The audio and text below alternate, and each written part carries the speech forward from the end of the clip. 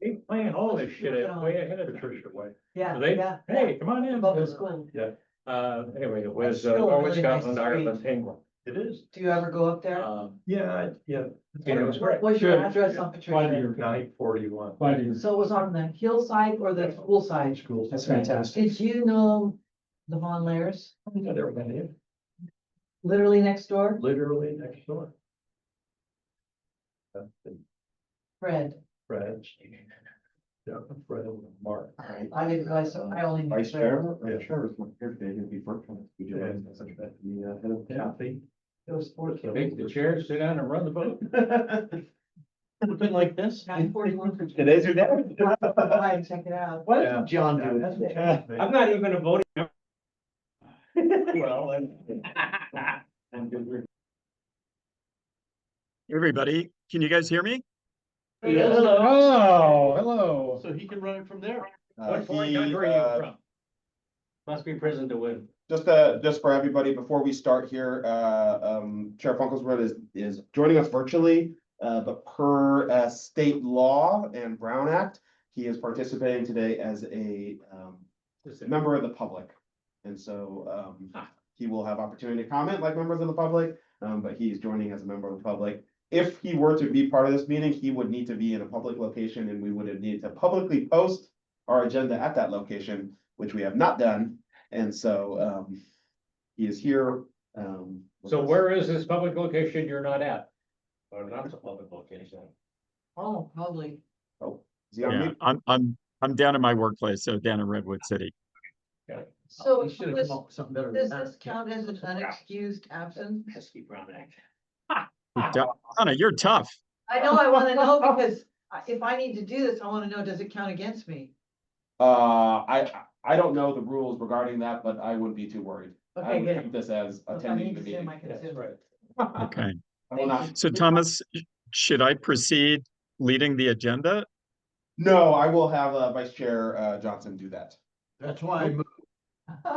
So, Okay, all right. sorry, I didn't realize that. All right, then I will Who all allow, I has don't copies have the of the agenda agenda? in front of me. I don't I have an can agenda either. pull it up. I can go from memory. Hold on. I will pull it up.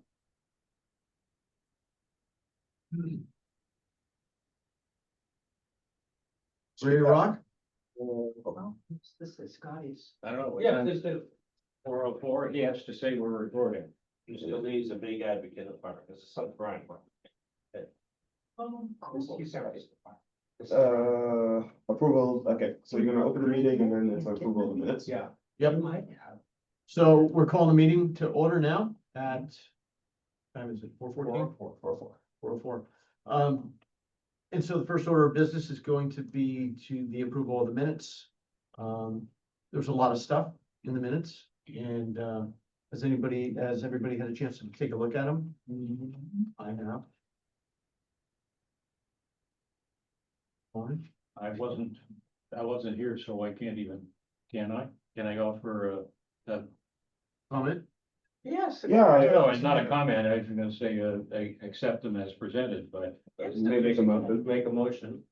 I move the minutes from the June meeting be accepted as presented. Second. So they're approved. I think I should have taken roll call, right? Yeah. Sure. Sure. So, Was. thanks. So let's go down the list. Do I ask David? David, are you here? Kind of. Present, Kind of. John, Present. Donna, Here. Brian? Here. Chief, and Thomas. Everyone's here. And me. I wasn't on that list because I wasn't Yeah, on that list. Stanley, that's right. Just you. We approved the minutes, Fire Foundation updates as Open time for public comment. We don't have anybody, any members of the comment or the public. No. Right, okay, so we can skip that. So, Donna, So Foundation had their meeting today at Station 57. David, I want you to please share with the commission the work that you've done with the foundation's technology and how it's gonna be moving forward, if you don't mind. Sure. Okay, Thomas, is that within the boundaries? I will allow it. All right. Thank you. Just real quick. So last week I had a call with Jack Devlin and Carrie McClellan and Anna Villermy, I think is her last name. And I was so excited with the energy that Carrie is bringing in, being the new chair of the Fire Foundation. So we were talking very specifically about some comms related activities, some of the things that I think I've talked about in previous Fair Commission meetings. And I've been spending some time since we hit a little bit of time off by not having a meeting last month. I looked into building a new website for the foundation using a different tool because the current tool is really difficult to use. I've tried updating it, and it's kind of built on a much more technically sophisticated platform that just makes it. I think you can do more with it, but it's just difficult to use. So I used one of the free services and put together a shell for a new website for the foundation. But it's a work in progress. So I wanted to take Jack and Carrie through that and just show them what we can do with it and the capabilities that this platform enables for building out a website. And so the key point that I had for them is it was great to kind of experiment and use visuals, and you can use photos and videos and everything with it. But to really think about what's the communication strategy for the website, and who's the audience for the Fire Foundation website, and what are the goals and objectives that we have. So that's something that Carrie is going to do some thinking about, and then we're going to get together again, I think in a week or two, to really go through it. I built it based on a lot of the same types of information that are on the current foundation website. So how to donate, what the foundation has funded, projects that they've funded, and then just a little bit of fire safety awareness. But that also gets into the strategy is how much do we put about fire safety, all the things that I've been talking about for a long time, right? That I was thinking we could do through some of the social media channels owned by the fire department. If we're not able to use that as a mechanism, could we potentially do it through the Fire Foundation website? And I'm happy to manage all that from start to finish. So the other thing that we're going to do in this upcoming meeting is have Quinn attend and just get the latest from her in terms of any efforts that the department may be doing for fire safety awareness. So that's really it. It was a great meeting. Really excited about the energy, and if there's any questions or comments about it, would love to answer them. I think that was perfect, David. Thank you. So the other social media movement that the foundation is going to undertake is getting their own Instagram page. The whole point of this is to increase the public awareness that the foundation even exists. So they're really making big strides forward in the social media realm. There are 3 new board members on the Fire Foundation. Regretfully, I wanted to share with you that Pat Kendall, who was a long-term Fire Foundation board member, passed away recently. And I understand that there's a memorial service for her this coming Friday, for those of you that wish to attend. And then, of course, Steve Mizrock stepped away from the Fire Foundation because he was caring for his wife, who's passed away this year as well. So the good news is that the Fire Foundation has 3 new robust players. Carrie McClellan is doing an ace job as the foundation chair. I can't say enough good about her. She came to us by virtue of Michael McCarthy as a referral. And then Jordan Sachs, who's the fire department, Santa Fe Fire Department doctor, he joined the board. And then Darius Davidi, who is a local businessman here in Santa Fe, and also is on the San Rafael Police Department Commission, is now on the Fire Foundation Board as well. So we've got three really wonderful new people. And I don't think the party's over. Personally, me acting as the ambassador for the foundation, I think we're on pause. But a couple more really strong players would still be good to add to the board. So that's an update. Curie has already put together an event that is gonna be at Andy's Market on September 12th from 6 to 8 at night. There's gonna be a concert. Brian, I don't know if they've offered for you to play or not. But there's gonna be, it's a summer concert series held at Andy's Market. Again, it'll be Sunday, September 12th from 6 to 8. And the hope is to have a joint effort between the San Rafael Fire Department and the San Rafael Fire Foundation.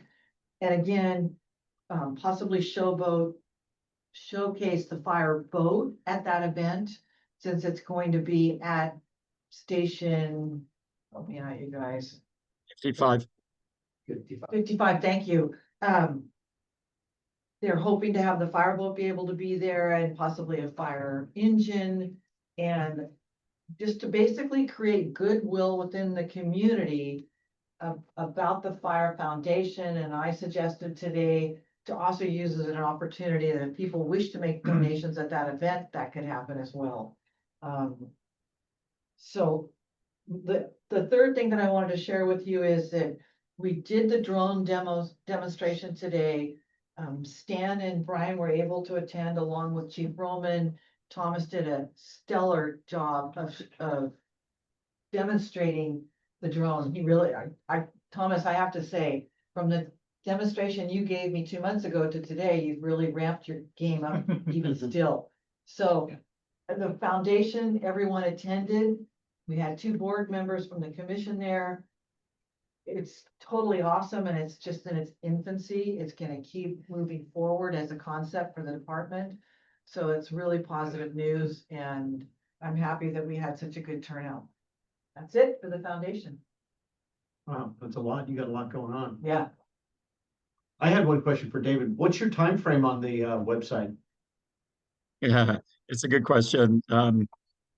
Probably a couple of months, I would think. Now, one thing that we didn't spend a lot of time discussing is if Anne can help with it. I think either Ann, or is it Anna? I think her name is. But I believe there's another person who might be a little more technical and web design savvy than I am. That might be able to move some things along. So I think early is probably 2 months. Cool, that's exciting stuff. it'll be in place by 2026. Great news about the Andes event. I was planning on going to that anyway, and I went to their website and I saw the Fire Foundation logo on there. I was really impressed to see that. Cool. The minutes, can I get the date on that event again? September 12th, 6 PM. Andy's Market. That's a Friday. It's a Sunday, isn't it? Sunday, she Right. said. It's a Friday, it's September 11th. Oh, okay. Yeah, I have. I'm in front when you go to Andy's website. Thomas, are we supposed to move on to the 150th anniversary? Yes. John, can you? So the next event for our 150th anniversary is the 9/11 Remembrance Ceremony. Flyers are here. So Thursday, September 11th. Station 54, that site is chosen because they have a piece of the World Trade Center just over in front of course. And the time is early.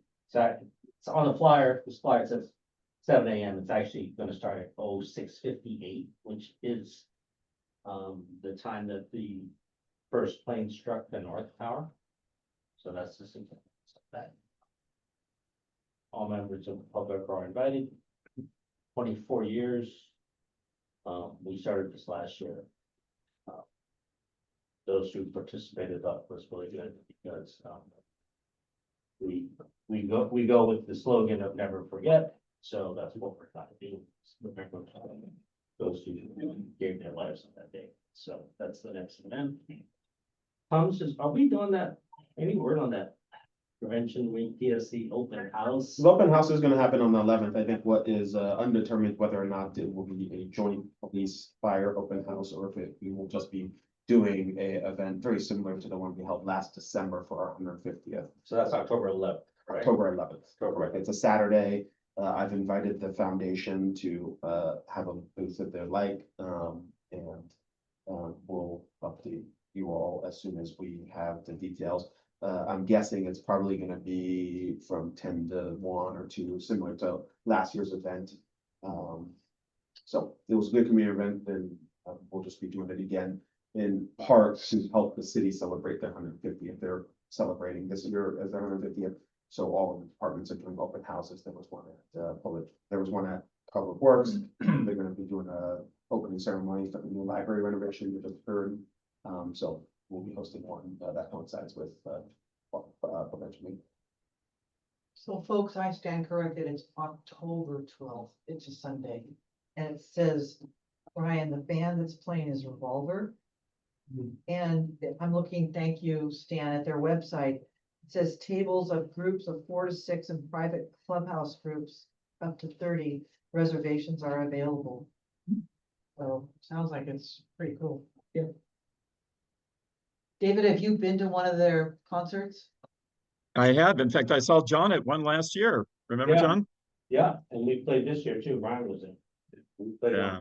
we did the first. So is it necessary to make reservations or is there? You get there early, but you can reserve. They have some permanent tables there that you can reserve. Otherwise, we just get there early. Okay. Bring it.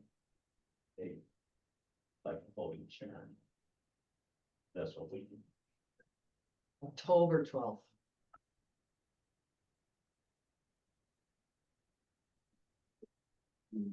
Moving on to media articles.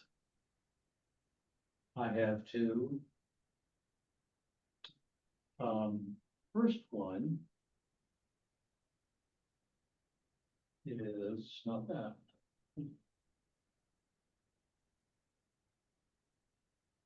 I printed this out and then later on scratched my head and said, why did I do that? It's an article from June. And it centers basically in Napa and Sonoma County. But for me, yeah, don't pass those. What it has to do is businesses discovering that their fire insurance is so high that they're not taking it out anymore. And what they're doing is, these are vineyards, is the basic topic of the article. What they're doing is they're buying firefighting equipment and creating their own family fire department. Okay, that's the article in a nutshell. At the same time, and totally unrelated, I stumbled upon, and this is only one page, you can just see it, it's the second annual California State Firefighters Association Training Academy. And it was taking place in Woodland, and this is last year. This caught my eye at just about the same time I was looking at this article about non-firefighters wanting to be firefighters because there's this massive cost involved in their business. Which brings me to the point of the whole thing, and that is, this department has probably the best training facility in the county, if not Northern California. Are we in a position to even think about creating a class, a series of lessons that non-firefighting and those who have no dream of being professional firefighters could take, would take, should take, because they find themselves in this bind of being in the middle of close to nowhere and no insurance. It's just a concept. throw it on the table. We're not gonna talk about it in detail, but to think about. Because we're here. And we could seemingly make smart people smarter. That's that article. The second one, then, has to do with, of all things, fraud. This is not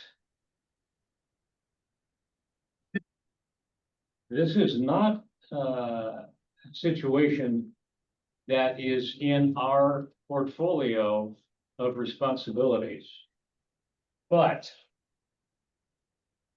I, like everybody at the table, get emails all the time that are phishing trips by people trying to garner information. As an example, Harbor Freight, free set of tools if I go blah, blah, blah. When I get these, I look at where they come from. This one comes out of Belo, Colombia in South America. Chances of it having anything to do with Harbor Freight, next to nothing. Another one that came across, mysterious life-saving survival bag just released. This is all yours if you go to this particular site. First aid and trauma kit, get yours today. And it comes from Bangkok. Then there's AAA. AAA has an entirely filled out emergency equipment list or kit for your car. This one came from Italy. All of these are bogus. Then I came upon, and the one that caught my attention and really pissed me off, sorry. State Farm. Congratulations. You've been selected for the opportunity to receive a brand new emergency fire safety kit. What bothers me about this is now they're tiptoeing into our territory. If we're involved in fire safety or products that people would keep at home, smoke alarms, fire extinguishers, yada, yada, yada. And this one comes from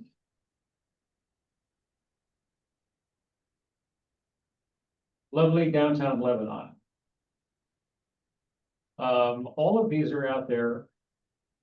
Too many people are seeing them. Too many people are getting caught. Too many people are fished.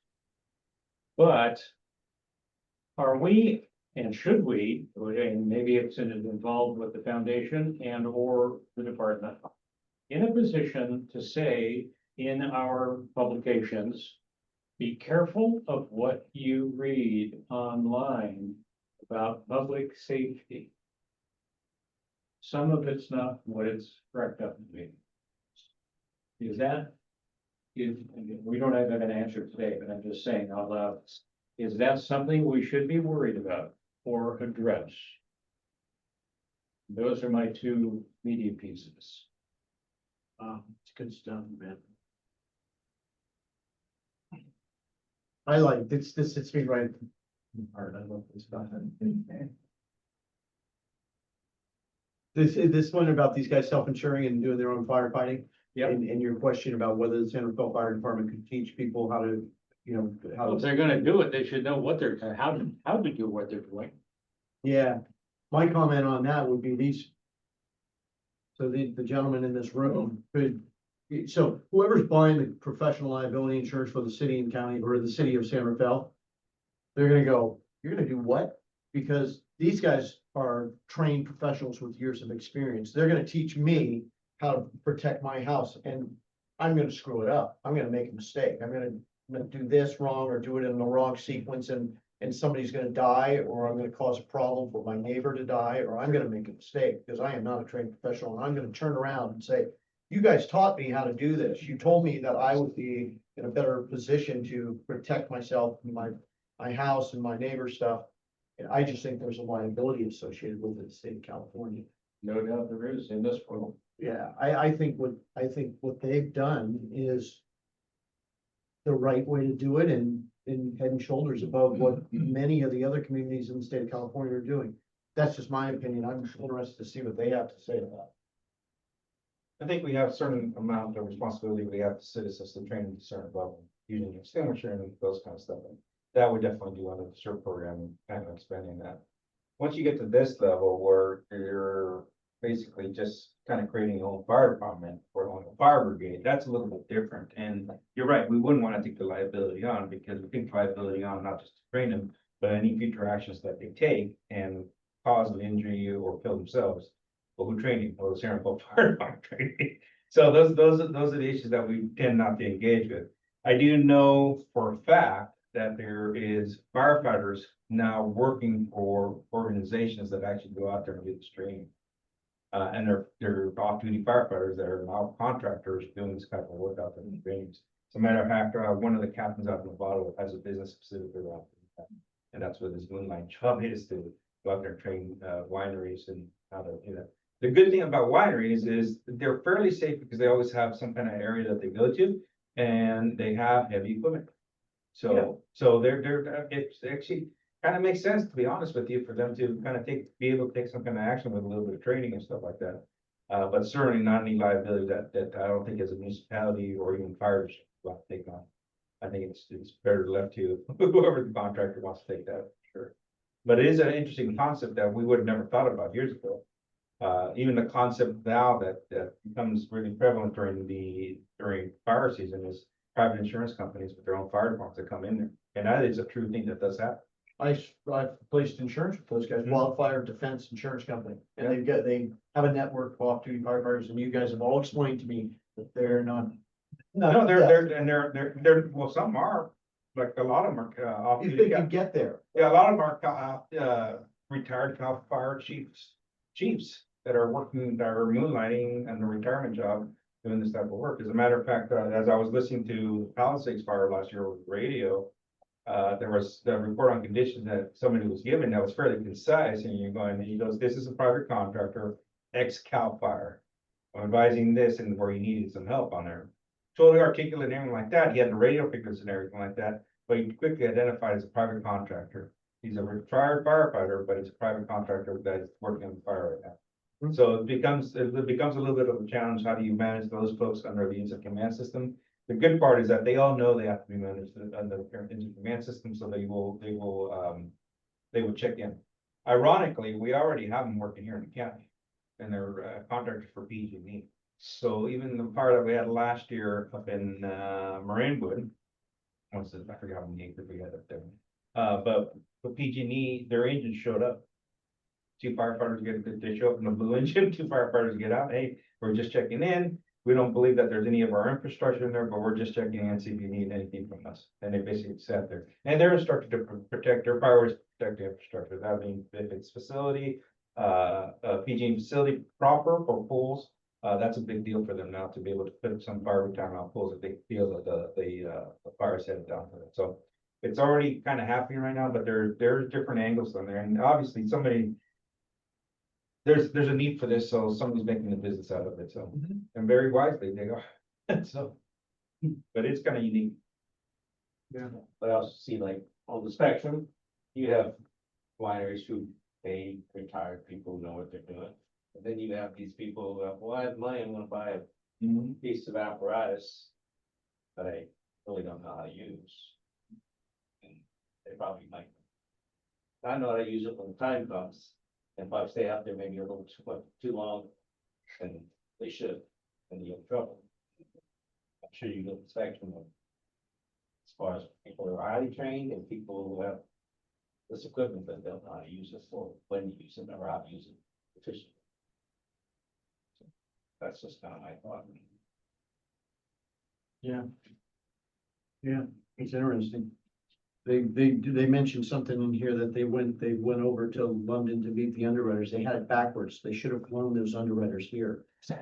Really, that's what we do. Yeah. And so they can look at, oh, wow, this place isn't as bad as I thought. Because all they see is media. California is completely on fire. Good. Oh, good points. Oh, by the way, Stan, when we were regarding your fishing or things like that, that could be a comment on the flyer that they send out, the community flyer. You said we have two back pages, maybe that's something that be on the pages. I can help you with that information. That goes out to the resident. That goes out to every resident. That one, that, yeah. Maybe just- Presumably, I'll talk about that later, but yeah. Those are good articles. Commissioner reports?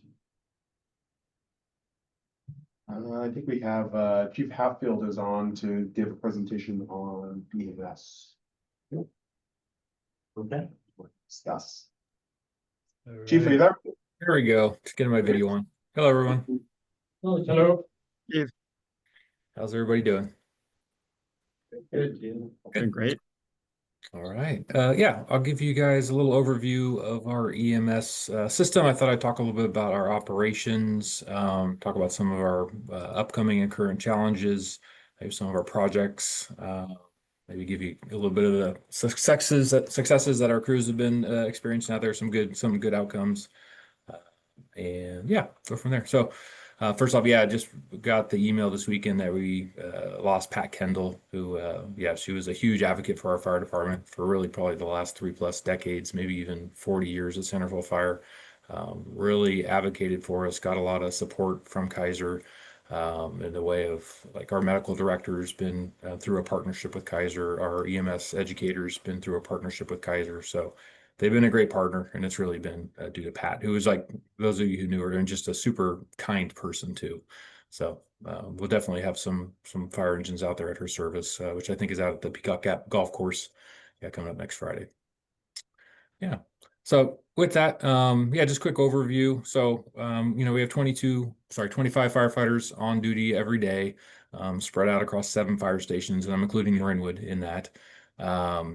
And they're primarily paramedics. We do have a couple EMTs working for us, but essentially out of the 75 total, I'm going to estimate somewhere in the high 60s, 68, 69 of them are all paramedic level. And what that means is they're able to do a little bit more medical interventions. A paramedic can start IVs, they can push medications, they can place advanced airways.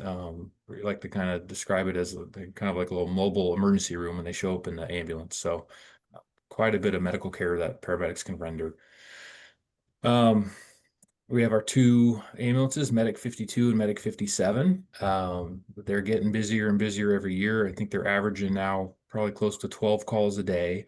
And probably most of those calls result in transports, which from the time the call starts to the time it ends is about an hour.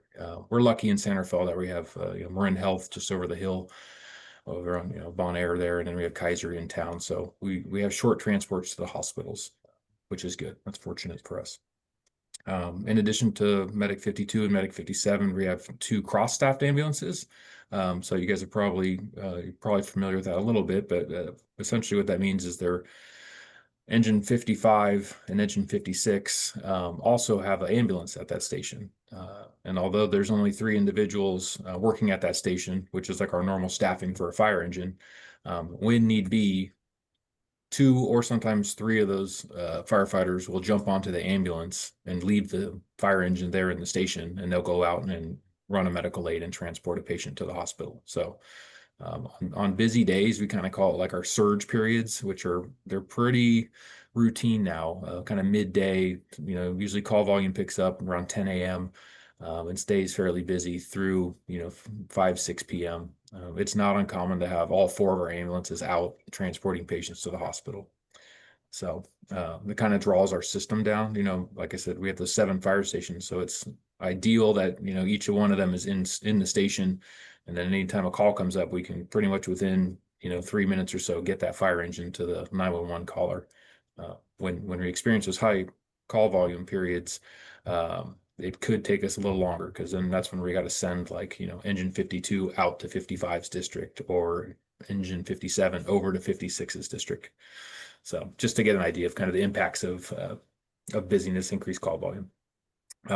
Yeah, on the call volume, like total call volume department wide, last year we hit 12,000. Every year it's been a new high. It usually goes up about 5 to 7% every single year, which has always been a little perplexing for us because, as most of us know, being in Santa Fe for a long time, the population, it holds pretty steady. Probably a little bit busier with business and stuff, a little more daytime visitors over the years, but really we've been like, around 60,000 for as long as I can remember as far as population. So some contributing factors, we're having more and more assisted living facilities and skilled nursing facilities pop up in town. Marin's a great place to retire. It's central for people that want to, stay active and be close to their families and things like that. So kind of looking at city growth. I know I drive past it every morning. There's that one new facility that's going up at Mission and Lincoln there, and that one's scheduled to open up this month. And there's several more on the docket at various stages of permitting and approval, but we're anticipating more and more of those types of facilities coming into town. So with that, kind of an increased call volume associated with that. So with that, with kind of like an aging population, some of the challenges that we strive to meet every day is things like falls, senior falls. I just met with Vivalon downtown, used to be Whistle Stop Wheels. They're doing a lot of education to seniors on balance and stability and fall prevention. So it's kind of a new topic for us to get involved with that with them and find out how can we be a part of that? How can we help? A lot of times we're the boots on the ground that go in and encounter somebody who is just starting to get a little bit unstable on their feet and would benefit from those types of resources. So we typically end up doing like referrals. So we'll probably be developing some type of referral program and a little bit more of a partnership with agencies like that, so that we can kind of keep people healthy, keep them from falling. As you're all probably aware, one bad fall, a broken hip, that can really be kind of life changing and can put somebody into a rehab facility for multiple weeks, and nobody really wants to do that. So our goal is to keep people happy, healthy, and in their homes as long as possible. Yeah, so I would say those are kind of the main ones, is adapting to the increased call volume, scaling our fire department, adapting to the city growth, and then kind of seeing what what the community needs from us, whether it's, like I said, fall prevention type things, senior services, those types of things. Some upcoming projects. Let me see. Going back to our call volume, about 70% of all of our calls are EMS related. So it's always kind of a little bit eye-opening to lay people to find that the fire department is actually mostly going on medical aids. And that's really standard across the country. We're not unique in that fact. 70% is kind of like a normal number. With that 70%, there's a good portion of it that is kind of lower acuity medical needs. And excuse me if I use any acronyms here, I'll try and explain them, but how firefighters are, sometimes we just don't even realize that we're throwing them out there. But there's ALS and BLS. We have advanced life care and basic life care. The advanced is delivered by the paramedics, and those are kind of the big sick. Those are people suffering from heart attacks, strokes, car accidents, things that they really need. They're critically injured. We get about 30% of our medical calls are kind of lower acuity. It could be anywhere from, just a broken bone, broken finger, broken toe, can just be for kind of a more chronic condition. So currently with those lower acuity ones, we're still sending our ambulances, which are staffed with 2 paramedics. And like I mentioned before, kind of have that mobile emergency room on wheels. It's honestly a little bit overkill for a lot of those calls. So we're looking at developing an ambulance that would be more appropriate for those lower acuity calls. That could be something that would be staffed with an EMT and not necessarily a paramedic. So that could potentially be a really great opportunity for individuals that are looking to kind of get into the fire service. Because to get your EMT, it's a lower threshold. It's like a semester-long course at most junior colleges. It's advanced first aid. So it's a great career builder for young adults. It'd be great to get them kind of under our wings at Santa Fe Fire, provide them with like mentoring opportunities, training opportunities, connecting them with our firefighter paramedics, and hopefully we would probably be a year plus they would be someone that would hopefully be applying as a full-time firefighter paramedic. So we see it not only as a great solution for the community, for those to get people to the hospital, but also to kind of create a little bit of a farm league approach of recruitment tool. Yeah, so that's one of the big ones that we've been working on recently. Just thinking about some of the successes that I've seen recently. I mean, we've had several cardiac arrest saves this year, which is great. Unfortunately, those don't happen as much as you'd think. So it's really kind of nice to see when our crews go out and they're actually able to kind of get a pulse back on a patient and see that patient, eventually walk out of the hospital. So we just recognized some crews for those efforts recently. We provided them with a letter of commendation and shook the hands and that kind of stuff. The one I'm thinking in particular was Engine 56 responded out to Terra Linda High School.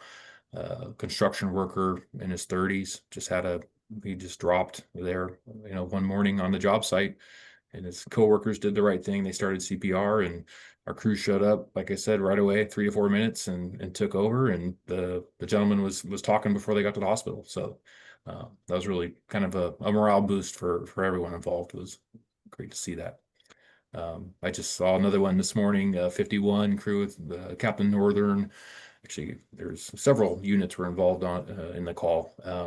Unfortunately, it was some teenagers that were messing with some drugs they shouldn't have been messing around with. It resulted in a fentanyl overdose. So three young adults that didn't know what they were getting into, and they overdosed on fentanyl, and the crew was able to revive all three. So that was hopefully they learned their lesson and then move on from that one. But glad that our crew was there. They responded quickly. Could have been obviously very tragic had there been delays or 911 not been triggered. Let's see, what else can I mention? I heard Dr. Sachs's name earlier. So yeah, he is our medical director. He oversees our whole medical system. Like I said, he was affiliated with Kaiser. He's since retired out from Kaiser. But he participates in our training program. We're always onboarding new paramedics. As you guys probably know, there's always new faces. Seems like about every 6 months coming into the fire department. Most of them are brand new out of school on the paramedic side. And we have probably about a 10-week program where we get them through some classroom hours, get them on our ambulances with some of our senior medics, and then run them through a 12-month probation. And in the end, we regenerate some really competent and capable paramedics. So that's kind of an annual thing we're always working on, is training new paramedics. In addition to Dr. Sachs, we have Katie Pinnell. She's our nurse educator. So she was an emergency room nurse for many years, and then made the leap over to do education for us. So she's down in Santa Fe all the time. She's delivering training to our our on-duty crews and our recruit academy. She also works for Kaiser. She does hours for Kaiser as well. So she's still involved with Kaiser Terra Linda. On the fleet side, so we have 4 ambulances that are parked in the fire stations. We also have 2 reserve units. They're getting ridden hard every single day, and our mechanic Doug is awesome. He keeps them running. There's always something mechanical going on with them, and he's quick to fix them and flip them around and keep them running. So we appreciate what Doug does. Also of note, we recently, just last fiscal year, Thomas helped with this, we purchased new cardiac monitors. So these things, sorry I can't be there today. I'd love to bring one in and show you, but they're pretty amazing. They're it looks kind of like an iPad. It's able to defibrillate. It's able to transmit data to the cath lab, to the ER. It's just amazingly capable, a very sophisticated piece of equipment. And we're able to put one on every single one of our fire engines and our ambulances. So it's just, it's very proud to know that, our trained personnel and equipment like that can show up in a resident's home and really essentially do everything that they're going to get in an emergency room, in the first 15 minutes. It's just, it's good. Very proud of the system capabilities that we have. I think that's it. I don't want to get too deep into, paramedic taxes or anything like that. But yeah, maybe I can just see if there's any questions specifically about anything on the EMS side. Thomas, can I ask a question? Yeah, I will start with a member of the public. Any public comment on that? Okay. Presentation? All right, a little bit awkward. Thanks so much, Chief, for doing this today. Really appreciate it, and so great for us to learn more about it. I also am always surprised when I hear that 70% figure for the amount of EMS calls that we do. I guess two questions. Number one is to that end of the 70%. Is there any estimate in terms of how many of those are kind of I've heard it referred to as frequent flyers or kind of repeat folks who you see quite a bit of? That's the first part of the question. Then the second part is when you were talking about BLS, I think is it a pilot program that we're doing around BLS, and any background on that? For example, if we've got the 4 ambulances, then is this BLS pilot in addition to that? Is it additional vehicles, or is it just on the personnel side? Yeah, okay, I'll start with that second one first. So yeah, the BLS, we'll plan on basically taking one of our reserve ambulances and staffing that. So it'd be in addition to our current 4 ambulances. We're hoping that the BLS ambulance will be able to pick up enough of the transports to allow us not to depend so much on those cross-staff ambulances. Because like I mentioned, it's pretty impactful to our system when those cross-staff ambulances have to run a medical call. So that's kind of part of the pilot, is to see if that does prove true. Yeah, so that's the on the BLS one. On the other side, yeah, so over the years we have done tracking of frequent flyers. A lot of times what we'll do is we'll coordinate with other service agencies. Currently right now the PD has the SAFE team. So for people who are in like mental crisis, maybe suffering from things that aren't really going to benefit from going to the emergency room per se, but they just need help. Our crews can call that SAFE team out to work with them on that. So that's had some effectiveness. Yeah, like I said, otherwise we're usually not tying, I use terms, but coordinating with county services, social workers, things of the like, to try and get try and find out the root cause of the person calling frequently and get them the help that they need. So off the top of my head, not too many frequent flyers at the moment. Some of my field crews might beg to differ, but no one's on my radar. Yeah, but it does pop up from time to time, for sure.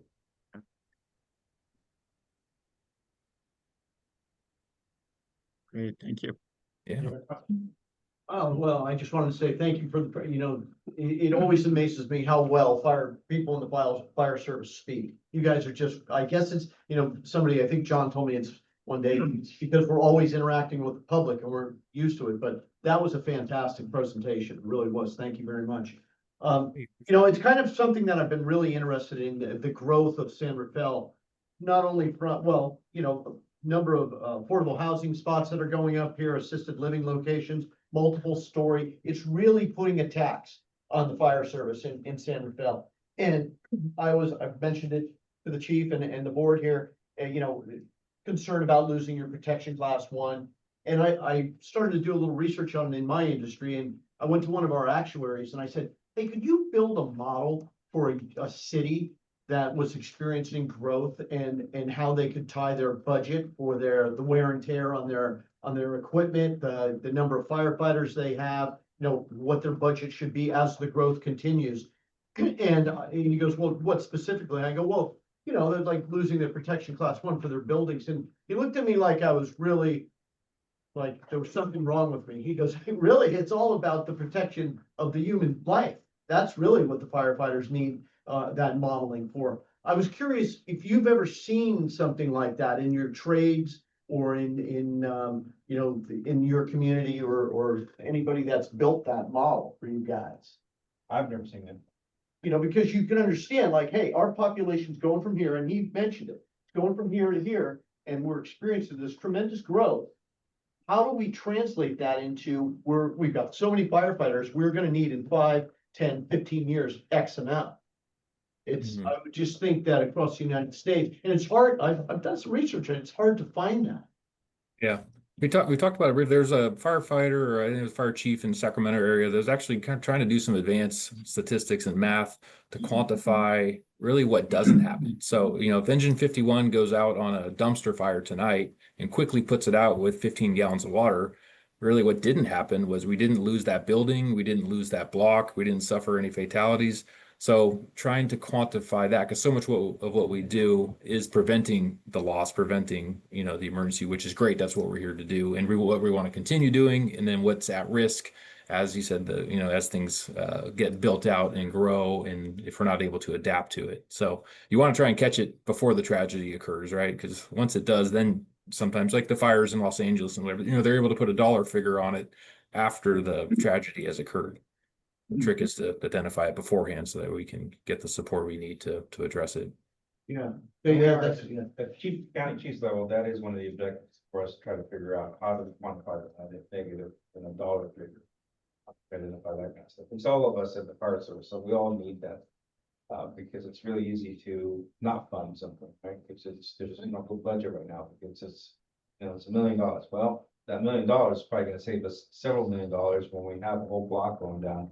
Or in my case, my previous organization, when we have one building going down, which is, okay, the building went down. The problem is that whole block is now affected, because for weeks on weeks, that road has to be closed. There's no services going for that. Everything's flooding like that. So multiple businesses, even though they're little businesses, but all of them are affected by the result of one development that caught on fire.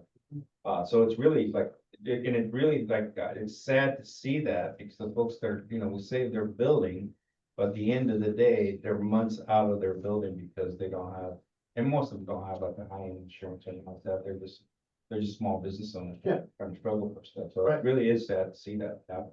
Yeah, those business owners buy business interruption insurance, but they don't buy contingent business, which is what that is. Mhm. They're contingent, they can't get anybody to come to it because of the block shut down. Yeah. Sure. Part of the question, and maybe part of the answer somewhere, is it's hiding in the numbers.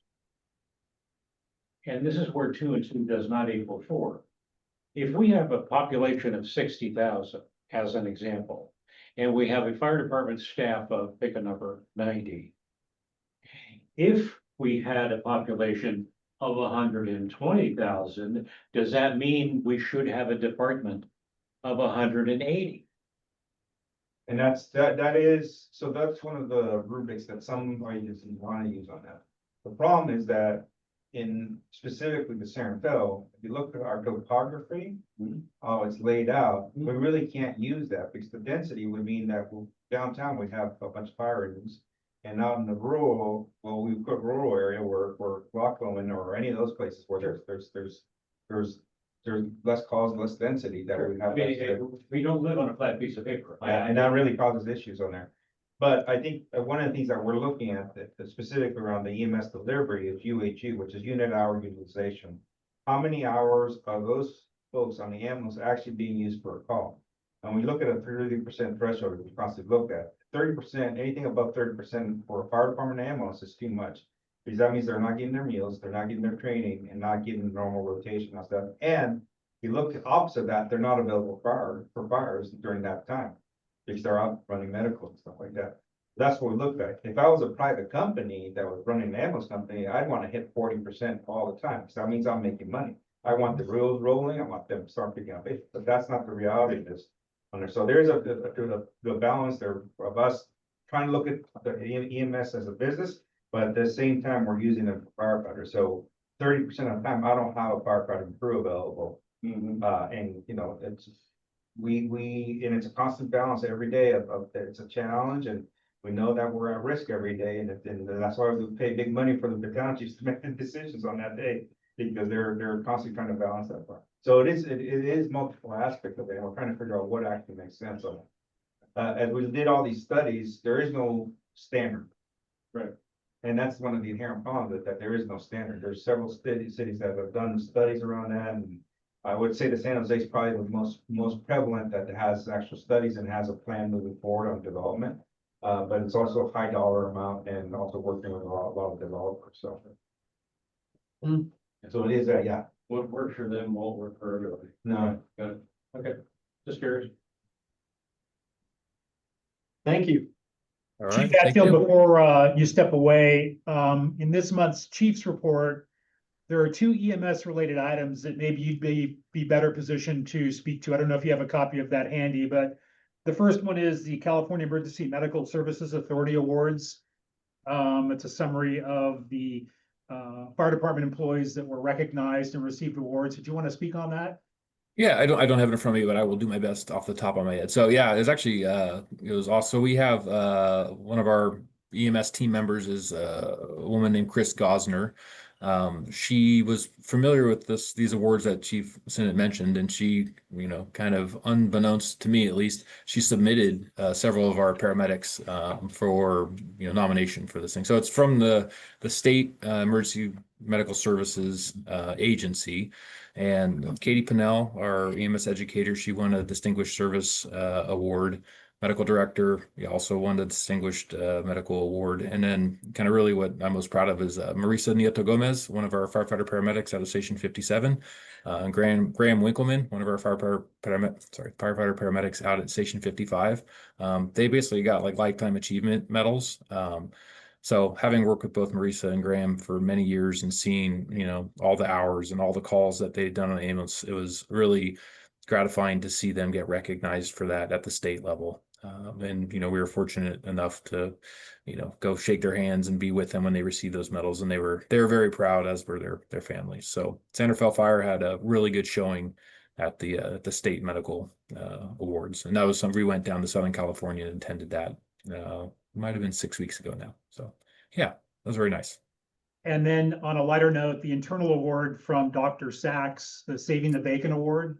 Did you want to speak? Oh, Well, that's yeah. it. So from time to time, we like to just do little things for our crews and our medics to give them a little bit extra motivation. So I think that was, saving the bacon. That was for one of the cardiac arrest saves that they had. So we just honored the crew in addition to doing the official stuff of giving them a letter of commendation and recognizing them. We bought them a pound of bacon each. So the crews, they work the 48-hour shifts, so they all have breakfast on day 2 together, and they all love bacon. You go upstairs on those days and the whole station smells delicious. So they're very happy. Big smiles on their faces in those pictures. Hey, Jason, do you want to mention the award, Silver Award? Yeah, actually, yes, I forgot about that one. So yeah, system-wide, we won an award for our cardiac and stroke care. And that's kind of based on certain data parameters as far as like our response times and how soon we get patients to the hospital, and how soon it's actually goes even deeper than that, how the hospitals can get the patient from the emergency room onto the cath lab or into surgery for a stroke. So it's kind of a system-wide award, and we did really well on getting sick patients to where they needed to get. And Chris Gosner also submitted that one for us. And she said the only reason we got a silver was because you have to get a silver before you can get a gold. So next year we're going to get a gold on that one. But yeah, it was a total system recognition. That's a big deal. I mean, and it's a big deal because I tell you this, if we have a neighboring agency that doesn't have the San Rafael Fire Department paramedics applying to it, the chances of getting some amount of kick air is different. Now, we don't often recognize that, but I can tell you, from being participating in this in a police organization, literally across the street in city limits, your level of care is dramatically different. Your survival rate, it's odd, but that's the way it works. And that's why I'd like like us to recognize this internally with San Rafael. If you have a cardiac event or a stroke, San Rafael, your likelihood of surviving it is a lot higher than if you were somewhere in some other jurisdiction, including my jurisdictions in the county. So where I live.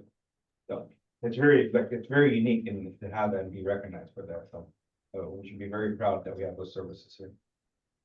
Yeah, just kind of in closing on it, I'll just say, so about a month ago when all these awards kind of dropped, I remember being in a meeting with Chief Roman and the other battalion chiefs and just like kind of reflecting on it and just really, there's some of those events in life where everything kind of falls into place. And this was one of them, just organizationally. It's like our individual medics are getting recognized for how good they are. Our systems getting recognized. We're having these like cardiac arrest saves. It's really kind of like, felt like we were kind of hitting our stride on the EMS side. So yeah, appreciate all the support, and definitely the crews deserve all the credit. They're out there doing it all day, every day.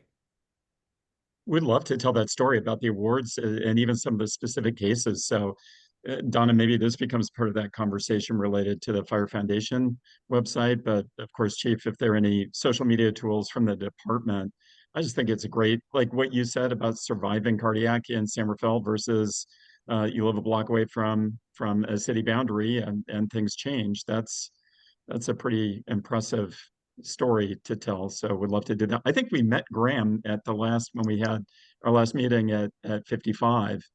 But yeah, So, yeah. Hey, Chief, thank you so much for doing this. We had one final question is just what can we do to help you and the teams as the fire commission? What can we do? you know, I mean, I think your visits to the fire stations, I know you guys are doing that rotation. I think that's great. Getting, like I said, getting to meet people like Graham and Marisa, and just, you never know who that next person is that's going to be,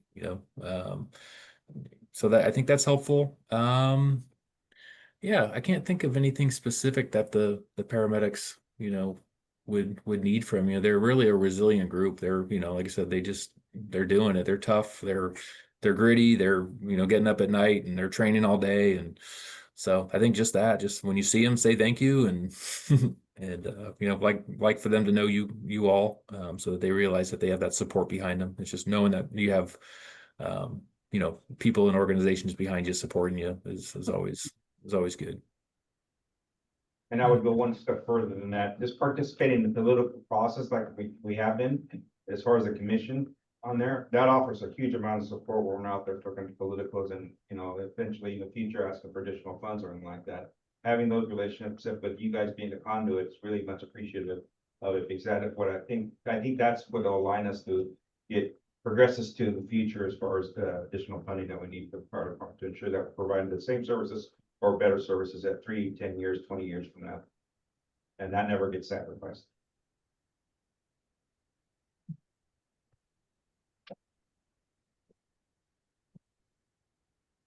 Any other questions? Congrats. Congratulations. Well, thank you. Appreciate it. Thank you for your time. Absolutely. My pleasure. Thanks, Steve. Stan, you want to go first? Yes. This has a handout.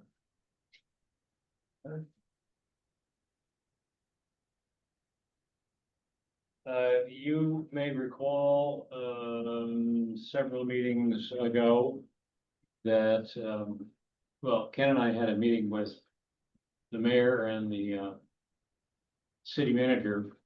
And at the close of the meeting, with no time left, they both asked, is there anything else? And I said, yes. And I had the copy of a city publication that Department of Rec puts out, and I said, I want 2 pages. And they looked at me like I was crazy, and then I explained why. And they went, oh, that kind of makes sense.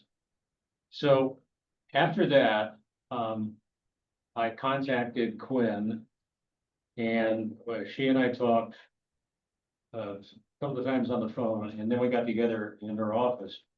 And I brought in a mock-up of what I had been thinking. And it was 2 pieces of paper, side by side. So we had a front page, you open it up, it was a double truck, 2 pages, and then the back page. And I put clippings and photos and mock articles and what have you. And I said, here's what I'm thinking. And I could see in her eyes and her assistants that all of a sudden this thing had a physical presence.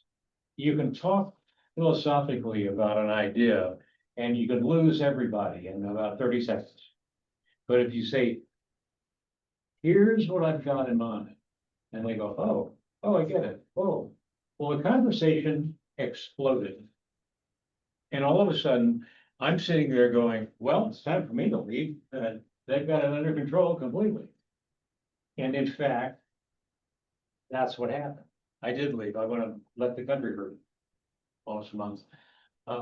So about a week and a half or 2 ago, I got an email with an attachment that said, take a look at this. It's going to be in the publication. The 2 pages, well, okay, 4 pages, if you will, of my mock-up became 8. And this is a copy of. This can be a standalone. You can just print this puppy and hand it out all you want. It can be included in any number of city publications. It could be put up online, should be probably. But to pick up on some notes earlier, each time we have a meeting, we're getting new data. And, or new ideas, or think about this, or ask questions about that.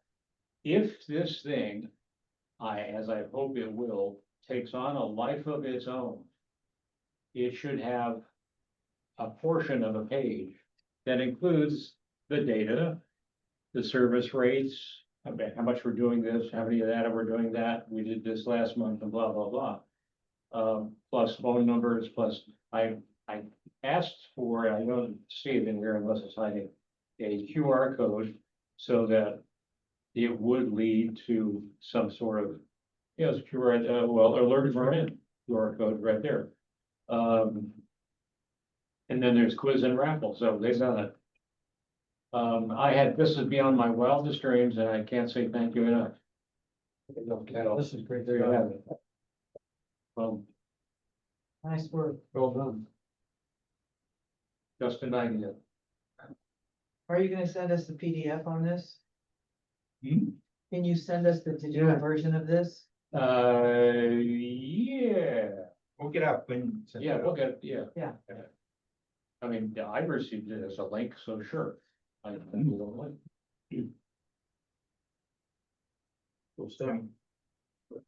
John, you got anything? Foundation. So I was away too, but I got back, like last night, I had dessert with the Route 57. We have a couple of new hires, right? We have 2 from the new lateral class that are in the field now. We have 2 laterals that are in the field and then 2 in currently going to Calgary there. So I met one of the 2 yesterday, said I can't remember.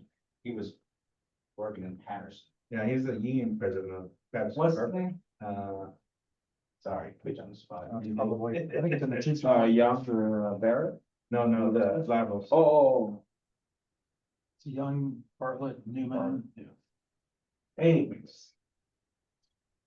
Who I was talking to, he just happened to be here because, our firefighters have a nice contract. They like being here. And, it's quite different from Patterson, but he was pretty beat up because I went there at 10 o'clock. I'm sorry, I got there about 8 o'clock. I brought some ice cream. We just sitting around the table and he was falling asleep because a typical night for him on the medic the day before, they ran 6 calls after him. Which is typical, so just letting everybody know, that is a typical night for our medics. It's only 2 minutes. There are times when you don't go out, but that is not unusual to have 6 months out. So, so it's great meeting him.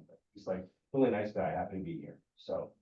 And then, I was with 54 today, truck that we're working on the 9/11 stuff, Captain Alvarez, their crew, and, I went with them to their training this morning, which is responding to multi-casualty incidents where you have 4, 6 immediate transports that are needed. And, you need a lot of help because we only have 2 active available medics. Hopefully they're available. We have reserve. You just need a lot of resources. And, it was very impressive to me because the way that Captain Goodwin ran this drill. It was PowerPoint.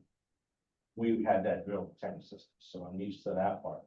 But he ran a communications center where people were assigned specific duties and what type of communication would be involved. And it's really chaotic. But super impressive for me on how good our SR fire personnel. So those are kind of things. So. you know? Chief? No, I don't. Ken? Okay.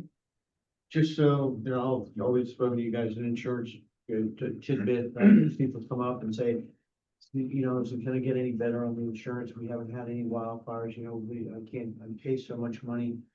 If you just, there's a number associated with insurance companies called their combined ratio, and it's their number where they take into consideration all their costs for their underwriting, all their claims that they've paid out, their loss control costs, and all their operating expenses. How much, what is your combined ratio, right? And, Travelers in the Hartford, I think that Travelers is like running in the 86, the Hartford's running in the 89. That's with all their costs, right? So for every dollar they bring through the door, 86 cents is what they're paying out to run their operation. So insurance companies make money right around a 98, 99% combined ratio, right? Because they take that money and they invest it in real estate and all the other, that's how they make money. Now, these guys are making so much money that they're just just a political game, right?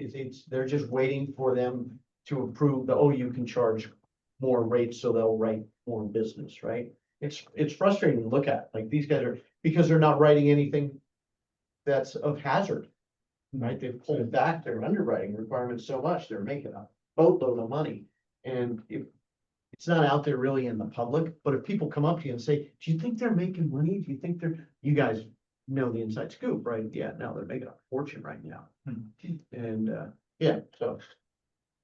Interesting. Don? Former Fire Commission member Larry Luckham, some of you may remember. And I just wanted to share with you that he's not doing so well. If any of you have a personal relationship with him, I'm sure he'd be happy to hear from you.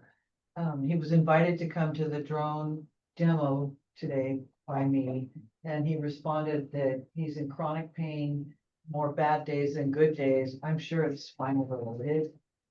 But I just wanted to share that with you. I know he was a big part of the department for many, many years. Chief Senate, you would speak to that more than I, but I know he was your arson investigator for a very long time. Photographer.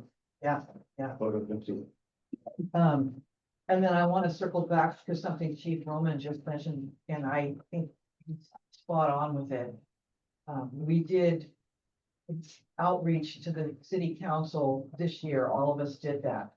I think we need to play musical chairs and change who we're interacting with and do it again for sure in 2026. So I would like to put that on the docket that's we need to do that on a regular basis. I mean, if you're doing it more often than that, all well, but it should be that we change up who we're also interfacing with. So. David, you can put that on the list of to-dos for year-end 2025 to redefine. Yeah, totally agree. That's it. David, your turn. So- Okay, See you if I'm loud. allowed, hey, I'm gonna keep pushing it. Go for it. Okay, cool. Just a couple of things really quickly, and then I know we need to get into the chief's report and wrap up. But Quinn Gardner reached out, I think about 2 weeks ago, Chief, and she mentioned that she's got 2 new emergency management coordinators, Danielle and Tricia. So we're trying to find a time that works for us to talk and talk about some of the social media outreach, specifically around some campaigns for the fall. In September, month of September, right? It's National Preparedness Month. October is there's Fire Prevention Week. There's also the Great Shakeout. So hopefully we can do some things there and maybe resurrect some of the ideas for social media that we had shared a ways back. Let's see, one question I had was, I think, and maybe it was mentioned earlier, the audio isn't great for me, but the awards and promotion ceremony, is that still set for September 26th? Yes, it is. Okay, what time is that? And is that at City Hall again? Yes, and did everyone receive a save the date for that? Yes. Okay. It's at 4 p.m. Okay, A reception to follow after. Okay, all right, good to know. And then the final thing was just next meeting, and if we continue our rotation to stations, I think we're at 56 now. Is that right, Thomas? Yes, that's correct. Okay. Let's make that happen. Chief Senate has reached out to them already and is coordinating That so- is set up. So you can plan on that. Great, thank you. All right, that's it for me. Great, just very briefly on the chief's report, because we really touched on almost everything. Just a quick recap of the Marin County Fair, very successful. Quinn and her team had a booth. They were there for the entire fair. They figured they outreach to at least 500 up to 1,000 people who visited the booth each day. So very successful there. We talked about the Community Services Awards. On page 2 of the report is the Drone Big Mac update. You all had a presentation today, and just to emphasize and underscore the usefulness of that drone. Thanks to our pilots, Thomas Wong and Calvin Schrader. I never imagined how useful and impressive this drone could be. And, you know, we're just starting off. We're just getting We're started. just getting started. It is amazing. There's some pictures here of how it's been used recently on emergency incidents. But just an amazing asset and an amazing addition to our department. So thank you, Donna, and to the foundation and everybody else who contributed. Just very impressive. Hey, Chief, sorry to Yeah. interrupt. If there are any photos that we can use for this new design on the Fire Foundation website, and it's okay for us to do so, that's exactly the type of thing that we want to do is Sure. show the value of their donations and what they're delivering. Sure. Yes, we can furnish those, certainly. Following on page 3 of the report, there's a list of several of our new members there, new firefighters, the 2 new emergency management coordinators, Tricia Howard and Daniel Ochoa, new wildfire mitigation specialist, Zoe Highland, and then we have 5 seasonal D-space inspectors who will be with us through the summer and into the fall. So very active administrative organization right now, a lot of new faces, a lot of fresh energy. It's great. And then upcoming events, we've got the Ember Stomp, which is a wildfire related home preparedness type event at the Civic Center Fairgrounds on Saturday, September 6th from 10 to 4. If you haven't attended that in the past years, it's just a very worthwhile event. Recommend you all consider going. The 9/11 ceremony is mentioned on Tuesday, September 11th from about 6:55 to probably 8 a.m. or so. Badge pinning ceremony on Friday, September 26th from 4 to 7, City Hall, following up with a reception at the Elks Club. And then, as mentioned earlier, the Station 51 open house Saturday, Saturday, October 11th, 10 a.m. to 1 p.m. And then, Chief, do you have anything else to add? No, I have this one. Concludes the report. That's it. That concludes our event, right? One last comment. So last year I went to Ember Stomp. It was great. So Ember Stomp is collaboration between wildland, wildfire mitigation and vendors and various county and city organizations. They have booths, their swag. Impressive turnout for a lot of people there. If you had a chance to go, and last year I bought lunch for our fire team there. Because they had been working there nonstop.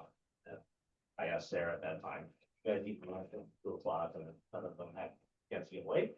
So if you do get a chance, maybe stop by Trader Joe's and bring them some snacks.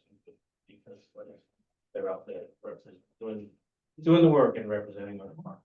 Yeah. Very nice. I would do it if I'm the boys. Okay. That's oh, that's my wife, I'm not going to market.